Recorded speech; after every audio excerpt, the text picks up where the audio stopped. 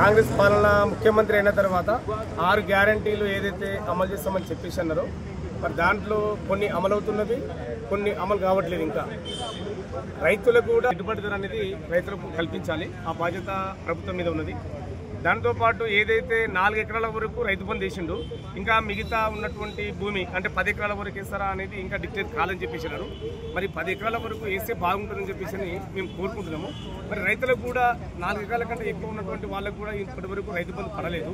అది రైతు బంధు కూడా వేస్తే బాగుంటుందని చెప్పేసి మేము కోరుకుంటున్నాము, ప్రభుత్వాన్ని కోరుతాము. హైడ్రా మీద మీ అభిప్రాయం ఏంటంటే?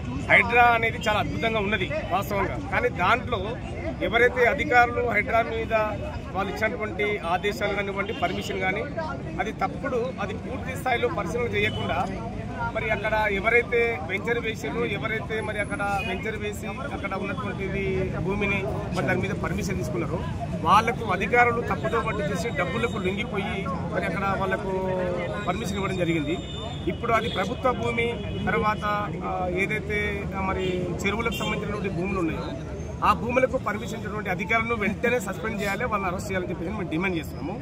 ఏదైతే వెంచర్ చేసారో వెంచర్ వాళ్ళకు కూడా తగినటువంటి చర్యలు తీసుకోవాలి. వాళ్ళు కూడా డబ్బులు ఇచ్చేసి మరి ఆ విధంగా వెంచర్ చేయడం అనేది ప్రజలను మోసం చేయడమే వాళ్ళ యొక్క లక్ష్యంగా పెట్టుకున్నారు. అంటే డబ్బులు సంపాదించుకోవడంలో భాగంగా మరి ప్రజలను కూడా మోసం చేయడం జరిగింది. మేము దాన్ని తీవ్రంగా ఖండిస్తున్నాము. ఇప్పుడు ఏదైతే హైడ్రాలో నష్టపోయినటువంటి ప్రజలకు ప్రభుత్వము కాంపెన్సేషన్ కల్పించాలి.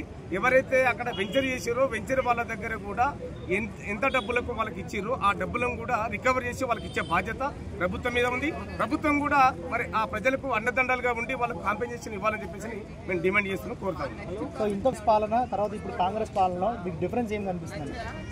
బీఆర్ఎస్ పాలన అంటే అప్పుడు కూడా పేద వర్గాల ప్రజల భూములు అంటే గతంలో ఇందిరమ్మ కాలంలో ఇచ్చినటువంటి భూములు కానివ్వండి, అసైన్మెంట్ భూములు కానివ్వండి, ఇనాం భూములు ఇచ్చినటువంటి భూములను కూడా కబ్జా చేసినటువంటి